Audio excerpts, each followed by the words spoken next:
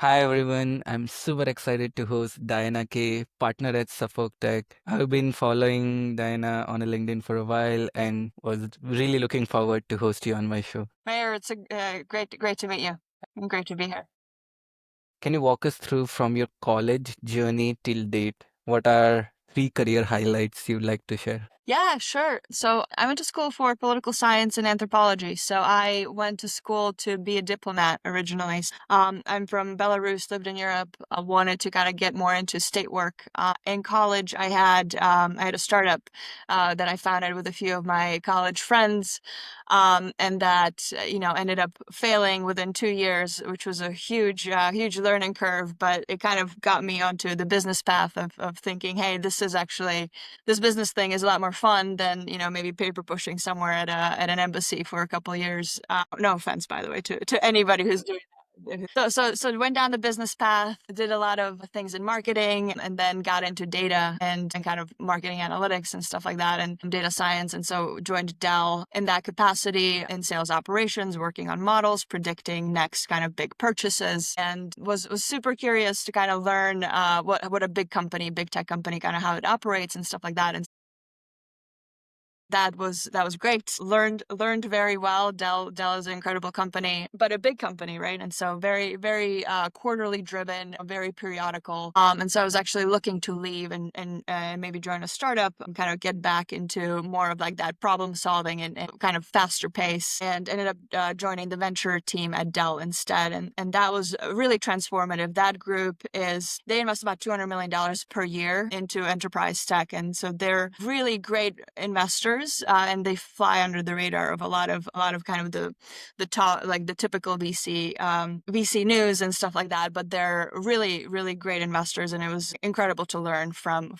that group. So I spent about 3 years investing under their team, and yeah, I wanted to kind of get into earlier stage companies. Again, I really enjoyed the problem solving piece and really the roll up the sleeve approach of a lot of the early stage investors and founders. And so earlier. And then a lot of my family is also in construction and architecture. And so I had this like secret list of companies that I would send all of my family and a lot of their friends. And I would be like, hey, like, do you like this? Do you like that? And I just noticed that list is getting bigger and bigger. And so kind of had an inkling that something's happening in this industry, and ended up kind of looking for an opportunity and found Suffolk Tech. And it's been an incredible 3 years. Suffolk Tech, our venture capital platform, invest into early stage built environment companies specifically. We're investing out of our second fund right now, $110 million vehicle, all going into supporting built environment companies. So we're writing $2 to $3 million checks, need Series A stage companies typically, and really trying to support them through their adoption phases in the industry. So it's not just the capital that we provide; we also have a very robust platform team. Obviously, we're partnered with one of the biggest GCs in the country, Suffolk. John Fish, who's the founder, CEO, chairman of Suffolk, personally put in $25 million into the fund, so he's the anchor GP LP of the fund. Very much believes in the vision and the fact that technology can transform the industry, but we do also have outside help. And so we're absolutely investing for returns, but we leverage a lot of our partners to help these companies grow, because we recognize that this industry is tricky. And I'm sure we'll get into why exactly that is, but we do believe that having that insider on your cap table helps a lot and goes a long way to a lot of our companies. That's an amazing journey and a ride, so many diverse experiences. I'm curious to know, how does a week in your life look like? Yeah, it depends on which week. It's very robust. Kind of changes. It depends on what's going on.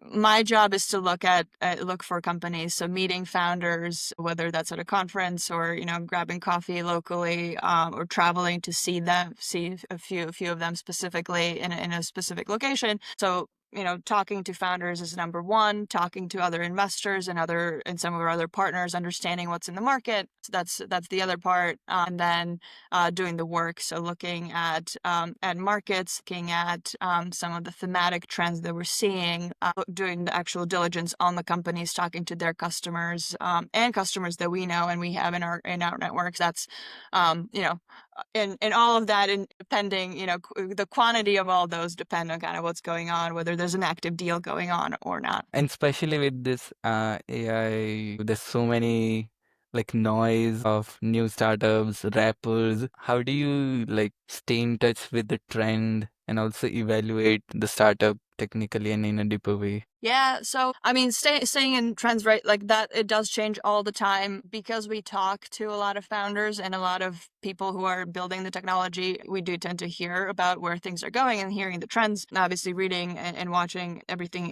that's going on in the marketplace as well. Because of our platform, we do have the luxury of also being able to pilot a lot of these solutions, and so we have part of our platform team job is to experiment and pilot with solutions, and so we, if we do want to pilot something or look at it, we are able to kind of ask them to see like, hey, is there a project that would like to do this? Their businesses under their umbrella. One of them is called Liberty, which is a self-perform arm. The other one is called Suffolk Design, so more on that AEC kind of wavelength, and they do a lot more of kind of the design build for Suffolk, and so they're incredible in really pushing the boundaries of what AI can be doing for on the designs side of things, and so anything that has to do um, with AI for design, we tend to pull that team in and ask them like, hey, have you seen it? Have you tried it? Would you try it? And that's, again, we're super lucky to have these very deep experts in the field really able to give us validation or even direction on some of these technologies. Yeah. God. And in your past years of experience working in this company, what characteristics or patterns you have seen among startups who did exceptionally well versus startups who did okay? Yeah. I think one of the biggest things that differentiates a great startup is hitting on a pain point for a customer. And that's maybe a bland statement, but it's so true. There's a lot of companies that build tech for tech's sake, just because they think it's cool, or they haven't quite figured out how it really addresses the pain point. But the companies that really figure out that um, what hurts, and they get pulled by the customer. They don't necessarily have to be sold. They get it. They're like, yes, when can I sign up? And that's just a much easier conversation with your customer ultimately than some of the others. Got it. And for founders listening to this, what would be a good time if they are in like early stage to reach out to you? What are the metrics you look forward and then okay, it fits this criteria, it would be good to talk. Yeah, we don't have kind of robust like cutoffs necessarily. Every deal that we evaluate and every company we talk to, it's very much on a case by case basis. We do have a couple of different touch points. So because we have this platform, it's not just the fund that can engage. There's a couple of different ways that we can engage, right? So, and I'll talk about a few of them, but one of them is we also run an accelerator program. So our accelerator is called Boost. That program runs once a year. It runs for 8 weeks. We pick about 5 to 10 companies to come work with us and our operating partners. So we actually opened up the scope of the program to include other builders, other architecture firms, other engineering firms, to really help this fragmented space really talk about technology as a whole. So we have our operating partners who actually help us choose the cohort for the year, and we work with them for those 8 weeks on a challenge that company chooses. So it can be pricing, contracts, user testing. We've shut down job sites before to help with data gathering, right? So it's a very robust kind of industry specific accelerator. And for those companies, we'll go early. So it can be 2 guys in a PowerPoint or later, right? But like it's very much an early engagement where we're trying to help you build the product and kind of and help you understand the customer. And then from an investment standpoint, seed and Series A is our typical kind of entry point. Again, no kind of revenue cutoffs or specific, just because it's so different for each of these companies. And we like to where we're most powerful in terms of helping companies is with that product validation or access to customers or understanding the market. And so going as early as we can, that typically is the best, just because we can build that relationship with the company. You mentioned about meeting founders in person. What are some conferences you recommend where AEC specific investors and founders are more likely to network? Yeah, so kind of the biggest conferences I would say that everybody goes to, Blueprint on the more prop tech side, which is in September. Typically, all the Built World conferences, they attract a lot of the startups and investors as well, a lot more kind of corporate general contracting and businesses as well. So those are kind of like the bread and butter, if you will. There's ENR, the ENR conference in the summer, and there's a few others as well. I think the best ones from like a customer perspective for these companies are specific conferences to the users. So once you identify who your ICP is, just go to where they are. You know, if you're in pre-construction, advancing pre-construction might be good. If you're selling to trades, some of the trade conferences might be a good fit. So I would kind of make sure that you're going to the ones that make the most sense. But interestingly, this industry does actually respond well to in person and selling in person, showing up, going to conferences. A lot of people, because they're in the field all day, they're not by their computer. You know, you can't reach them, you can't call them. But when they go to a conference, they're typically looking for a solution. So it's a really great way to find people and really interact with them. But again, finding that conference that makes the most sense for you. But for investors, Blueprint, Built World, you know, like, but yeah. That's a great piece of advice. And speaking on part of relationship driven business, go to market and distribution is super difficult for startup. What are like some non-obvious ways of getting access to customers we have seen working well apart from going in person at events? Yeah, non-obvious. I think some folks don't necessarily do a lot in terms of content in this space. I think a lot of goodness can come from once you've identified that pain point and you've identified your customer, going up top to the hill and shouting from that hill and explaining kind of what you're doing to help others who you may not have talked to yet to understand how they should do things, because a lot of people are mostly looking at how they can improve. So talking about it in a way that's not product centric, like this is my product and this is what it does, X, Y, and Z, but really talking about the pain point and how you can make your business better. You know, that I think is an underused maybe tool for a lot of early stage companies and for many reasons. But that's like one lever that, you know, could be useful. But honestly, going to conferences and looking people up going in person, that's been probably the best way to get customers in a lot of these in a lot. I'm seeing more and more trends of like non-US startups selling to US from Europe, Asia. They could attend like few conferences a year. So what would be a playbook for them to get a good access to customers in US? Yeah, I think we've had actually a couple companies from abroad use Boost as a way to understand the U.S. market. I think one of the biggest things is understanding the customer, right? You have to really kind of hone in on what that is and sell in a way that the U.S. Customer is able to buy ultimately. So as long as you can figure that out, and then going to conferences again helps a ton in meeting all these people and exposing your product to them. So I think, yeah, so I think that definitely helps. You know, companies often, once you have some traction, open up an office in the US, hire a US based at least sales team. So that you have somebody on the ground, and that tends to work pretty well. For whatever reason, maybe you might know the answer to this. Australia has a really interesting construction tech kind of enclave of companies that do that, and they have been, you know, fairly successful when it comes to that. I see. What are some common mistakes you have observed founders make in the early stage? Yeah, I think over focusing on the product in a way that's, you know, overbuilding the product essentially. So not so much, not responding enough to the needs of the customer and kind of going really, really deep on something that maybe wasn't as necessary. I think founders can get, you know, kind of down rabbit holes. And a lot of founders who love product will go down those rabbit holes. But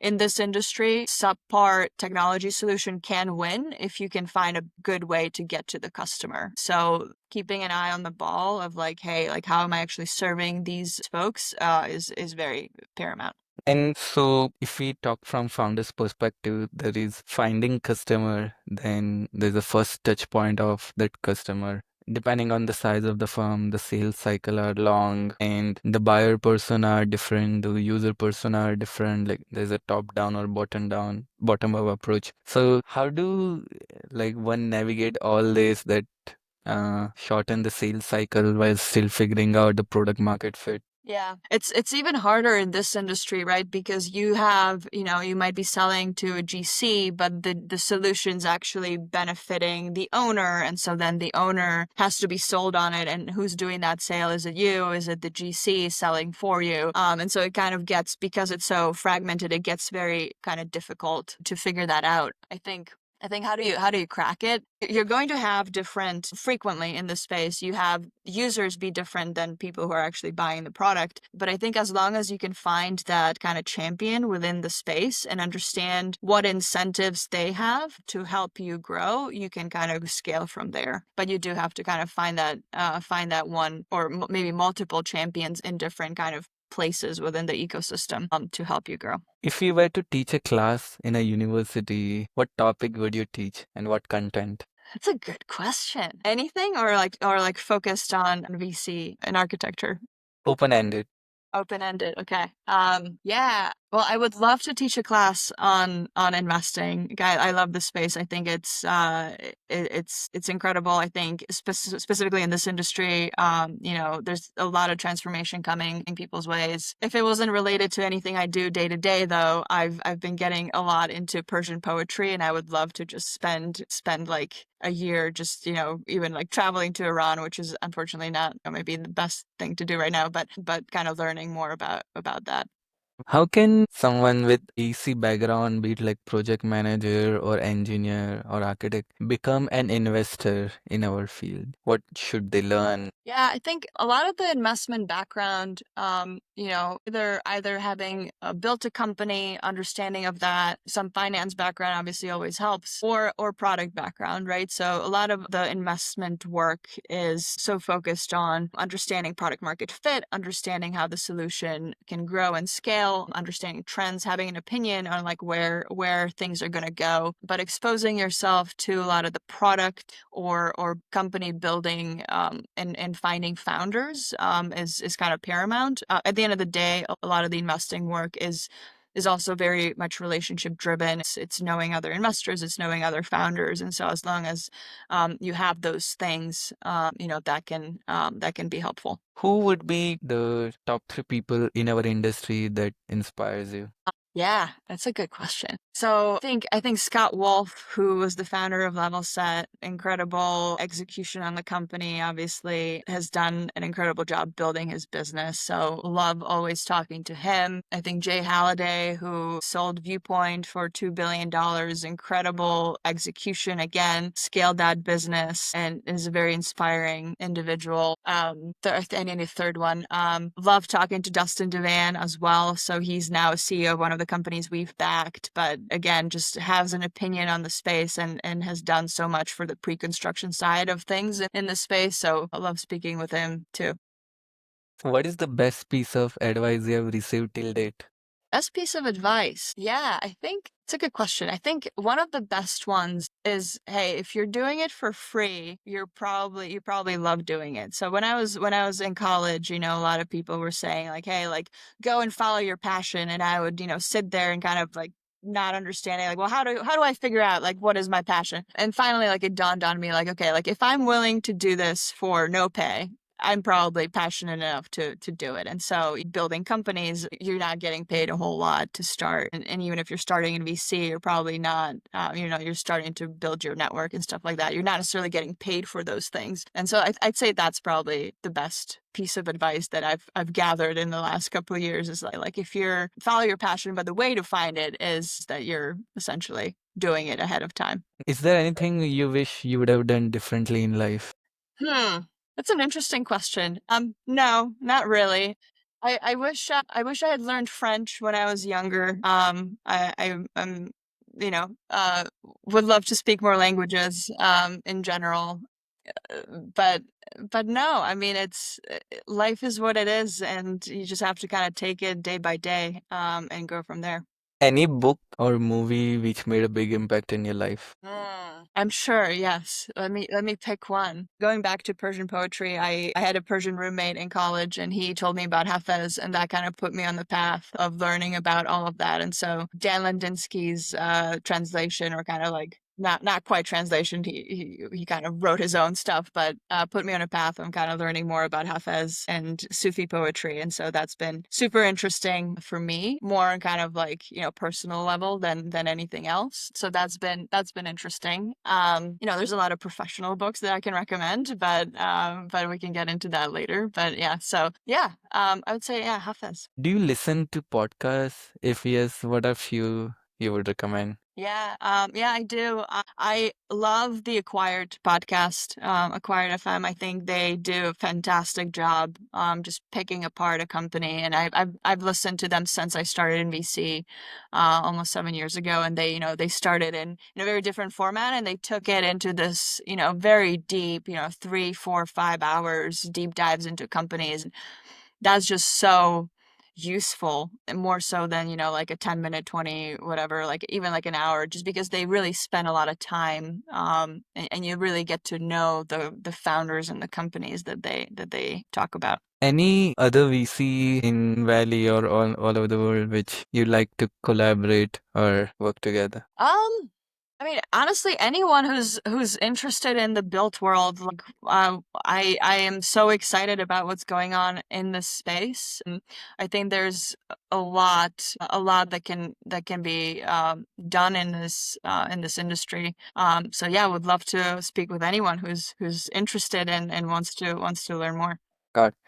And if a founder wants to learn more about sales or go to market, any resources you recommend? Yeah, I think so. So we're putting out a couple of resources in the next few months. So that's one to look out for. There's a lot of resources already out there on go-to-market, just in general for SaaS and stuff like that. I think, all those are great to start. I think for specifically this industry, talking to other founders is super helpful, just because it does tend to be very unique and it has its kind of own, different challenges. Anything which we didn't cover in this interview and you'd like to share on a closing note? Yeah, I mean, I think, maybe I'll just kind of what we started with, right? Kind of like what is the intricacies of this space. There's a lot of potential for technology to come and transform architecture, design, and all the other disciplines in the space. So, GC work, workflows for subs and stuff like that. A lot of the challenges on the automation side of things is limitations on the data side. So obviously the LLMs and everything that's going on now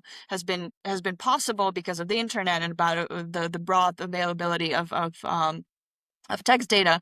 That is not the case for a lot of the 3D modeling data, right? And so to the extent where companies and stakeholders in this industry will start sharing and kind of become and we start getting standards in place, that's going to be hugely transformative for the industry to really start having meaningful automation. That's kind of solvable in the long run, but we're not quite there yet. And then really the go-to-market piece of this industry, very intricate. The customers in this space, like in person, they like to know who they're working with. It's very much a relationship business all the way. And so as much as you can get out there and really talk to customers and really be there for them and understand their pain points, and not necessarily coming in and saying like, hey, you've been doing this wrong this whole, like, why aren't you all fully digitized?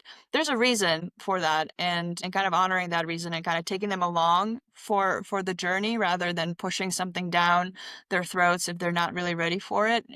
That goes a long way. And yeah, so those are kind of my two last points that I'll mention. It was incredible hosting you, Diana. So many insights you shared from your journey, from your work, and working with so many founders. So thanks a lot for your time again to be on the show. Thanks, Mayor. It was great to be here.